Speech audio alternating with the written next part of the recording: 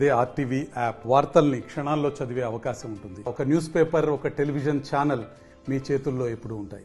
Online betting ఒక వ్యసనంగా మారి అనేక మంది అమాయకుల ప్రాణాలు కోల్పోయేలా చేస్తుంది. ఒకే నెలలో ముగ్గురు ఆత్మహత్య చేసుకున్నటువంటి ఘటన ఉమ్మడి కరీంనగర్ జిల్లాలో కలకలం సృష్టిస్తుంది.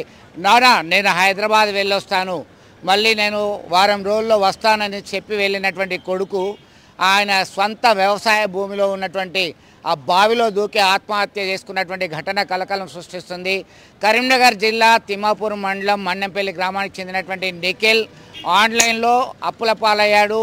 బెట్టింగ్ కాస్తూ 4 లక్షల రూపాయల వరకు అప్పులు చేశాడు. దీంతో తండ్రి మందలించాడు, ఇదే లాస్ట్ అండ్ ఫైనల్, మళ్ళీ నేను చెల్లించా, కేవలము నీ ఎడ్యుకేషన్కి హాస్టల్ ఫీజుకు మాత్రమే చెల్లిస్తానని చెప్పడం జరిగింది. అయితే అప్పటికే మరికొన్ని అప్పులు చేశాడు.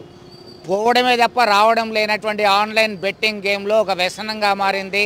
అప్పుల వాళ్ళు ఒత్తిడి తీసుకురావడంతో మనస్తాపానికి గురైనటువంటి నిఖిల్ అనేటువంటి ఇంజనీరింగ్ విద్యార్థి సొంత వ్యవసాయ బావిలో పడి మృతి చెందినటువంటి ఘటన అయితే విషాదాన్ని నింపింది.